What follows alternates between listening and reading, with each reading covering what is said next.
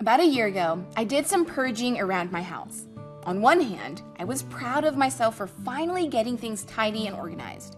But on the other hand, I was also kind of shocked to see how much stuff I actually had to purge.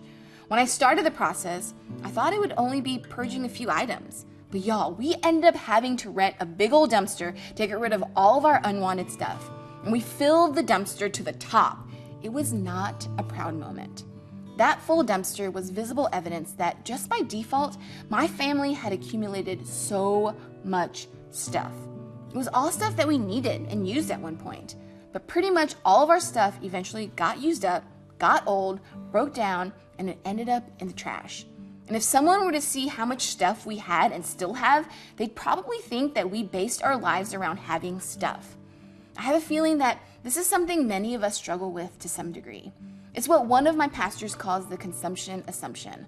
The assumption that everything we have is for our consumption. All of us make decisions based on some assumptions. It's not just financial decisions we make assumptions about. Money is just the easiest one to see. A lot of times, we have the assumption that if we have more, we will be more. As my friend says, we expect stuff to do stuff that stuff can't do. We expect stuff to fulfill us, to make us happier and make us more joyful. We expect stuff to get rid of our problems, make us emotionally healthy, or be there for us forever. But stuff can't do that stuff. According to Jesus, we should realize that life is more than just about our stuff. In Luke 12, verse 15, Jesus said, "Watch out, be on your guard against all kinds of greed. Life does not consist in an abundance of possessions." The truth is, most of us have enough stuff.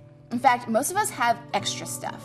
The stuff can be material, it can be relationships, it can be our influence, it can be that dream vacation that will make everything better if you could only get there.